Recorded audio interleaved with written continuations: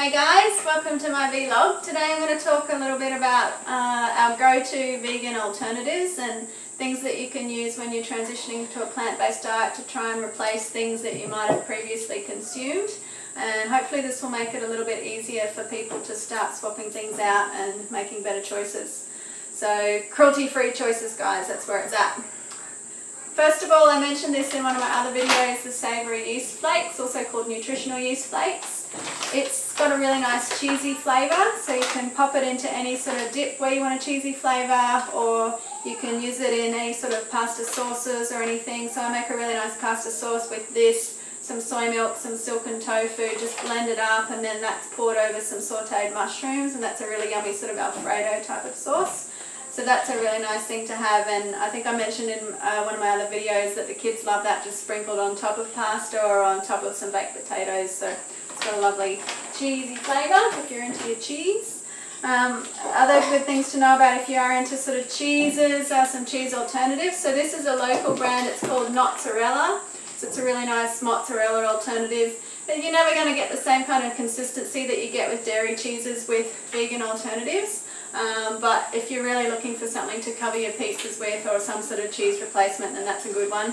And it's relatively wholesome too with regards to the ingredients in there. There's not too many really super nasty things in it, so that's a nice alternative. I mentioned in my cookbook video this book, so that this Cheese is Nuts book by Julie Piat. It's got some really nice cheese alternatives too in there, so made from nuts, and there's all different sorts of cheeses in there. So everything from a Gouda to a cheddar to a mozzarella. If you're looking for a cheese alternative, then that's your go-to book. There's another great brand, which I haven't got any of at the moment, called Veganuary. So I think that's made in Switzerland, that one, so your food miles with that are increased. But if you're really looking for that tang with a parmesan sort of alternative, they make a really nice sharp sort of parmesan alternative, so that's a good one if you're missing that flavour.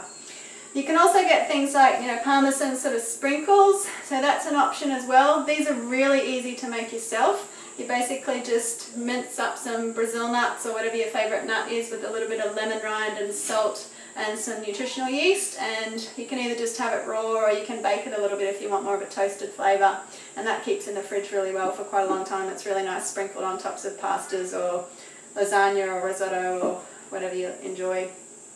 With regards to other dairy alternatives, butter, there's options like this dairy-free coconut oil spread. There's quite a few options readily available in the supermarkets these days. Usually just next to the dairy section you'll find these alternatives. One thing I would mention is to try and get something that's palm oil free, and so this is a good option for that.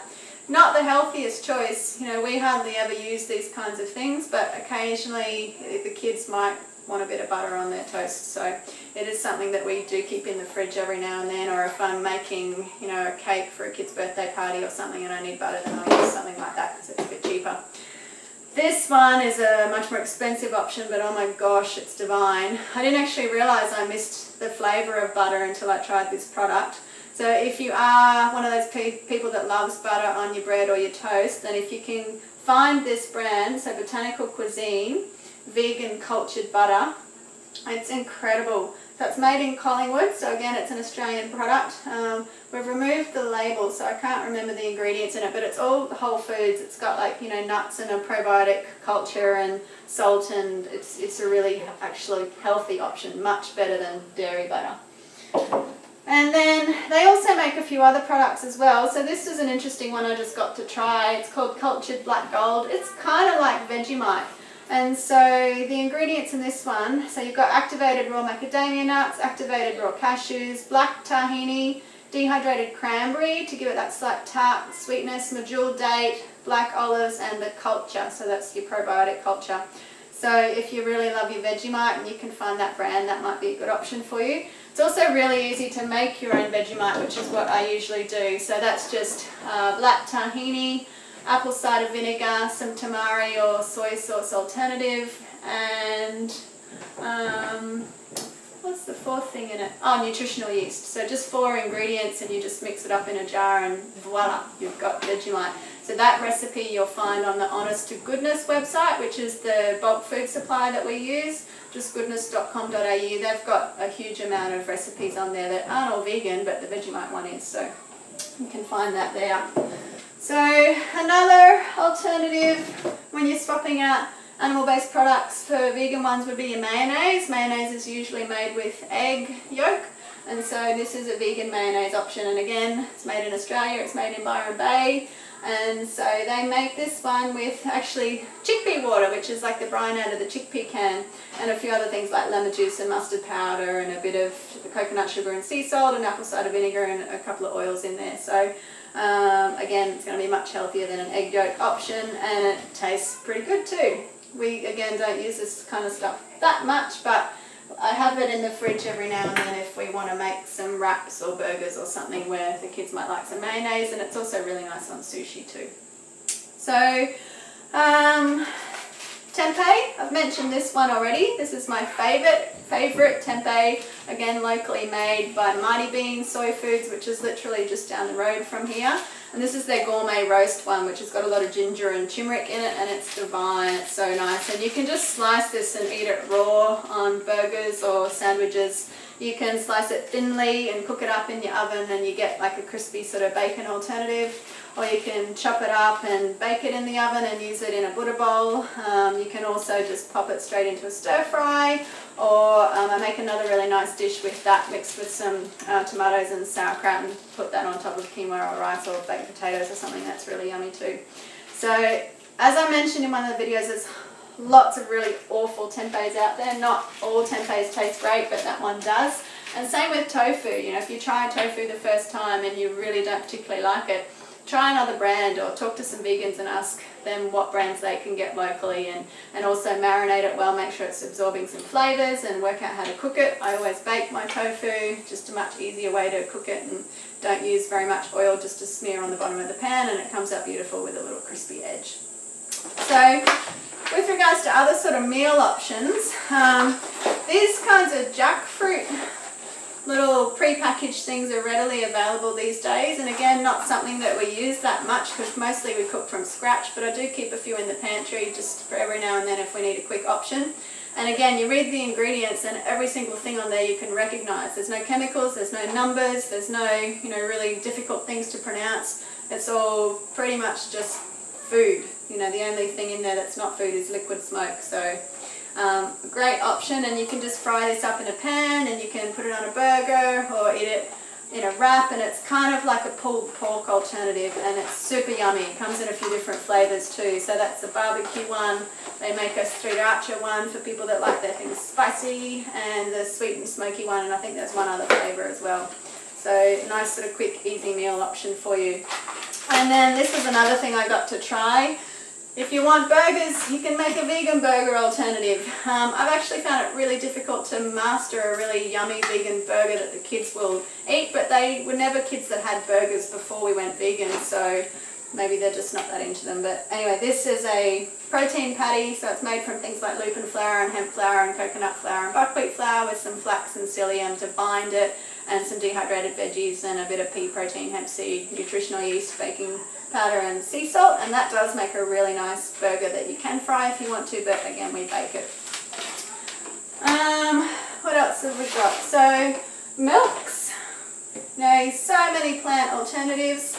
The cocoa quench one is a nice one, so that's coconut with rice, so it's not as heavy and dense and fatty as a coconut milk. It's cut with rice milk, so it's a really nice blend. That's really nice in things like chai tea, as well as you can use it in your cooking. And then Bonsoy, which is a Japanese brand, that's like one of the original sort of soy milks, and that's a really, really super creamy soy milk. So if you're really wanting to switch out milk in your coffee, for example, maybe try the Bonsoy. It is quite expensive, but it's a really yummy one for just a treat if you're only using small amounts like in a coffee.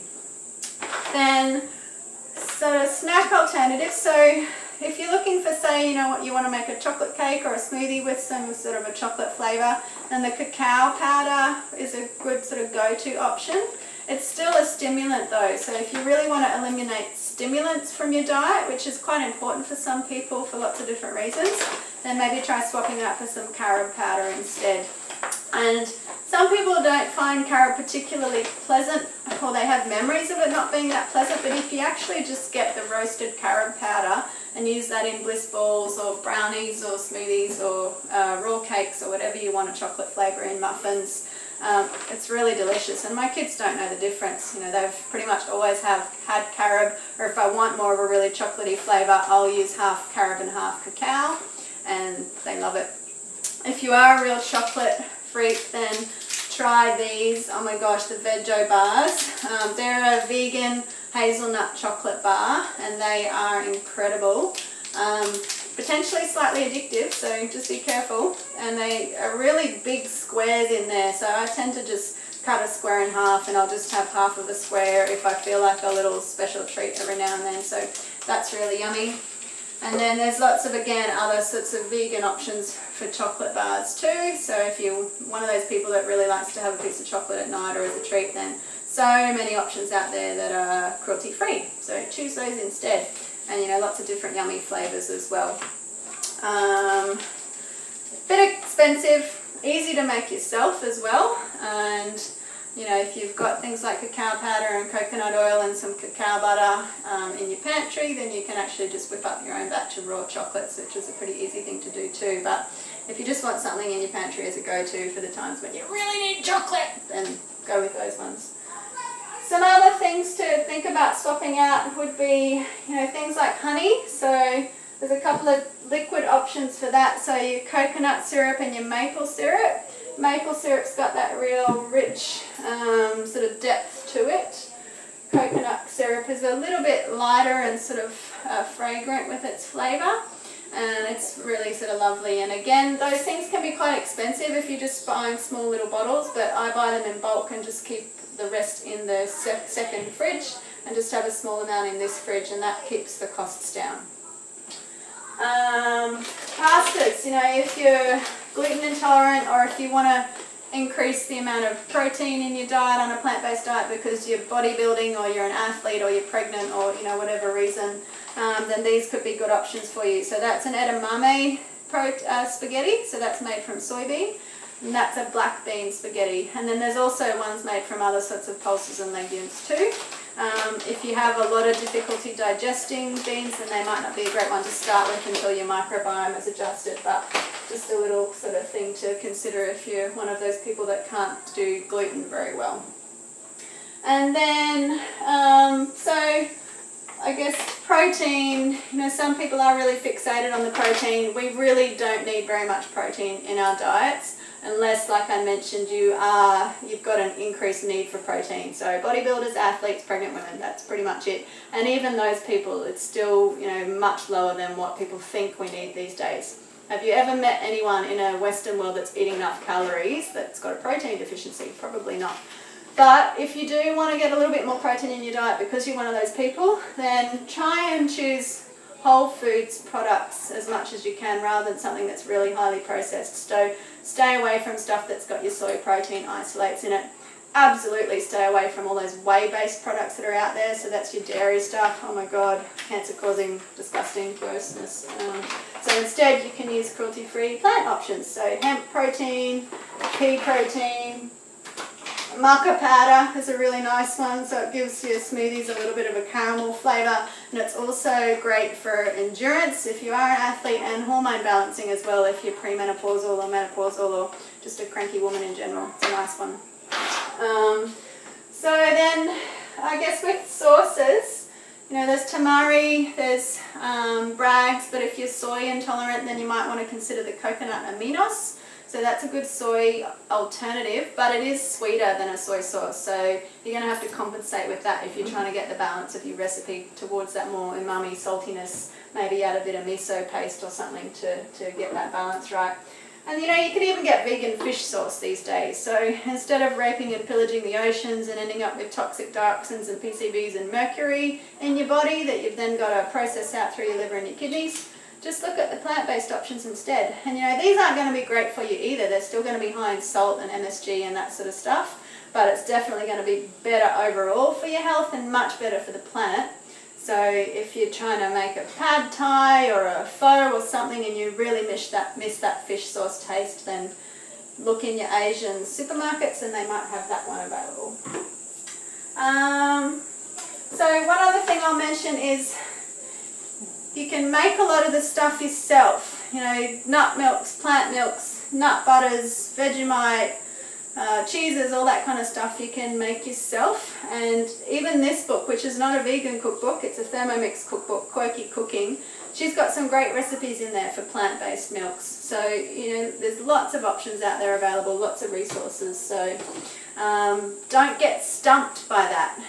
Just look outside the box and start thinking about replacements, and just keep in mind your end goal, you know, transitioning to a diet that's cruelty-free, that's healthier for you, that you're going to feel the benefits of immediately and you're going to reap the benefits of long term, and where our shared planet will be much better off as well. So please guys, I encourage you to start looking at the alternatives and start trying to swap things out of your diet that aren't great choices for ones that are much better. They are so readily available these days, there's really no excuses. So just start thinking about those habit changes and see how you go. Thank you. We'll see you tomorrow.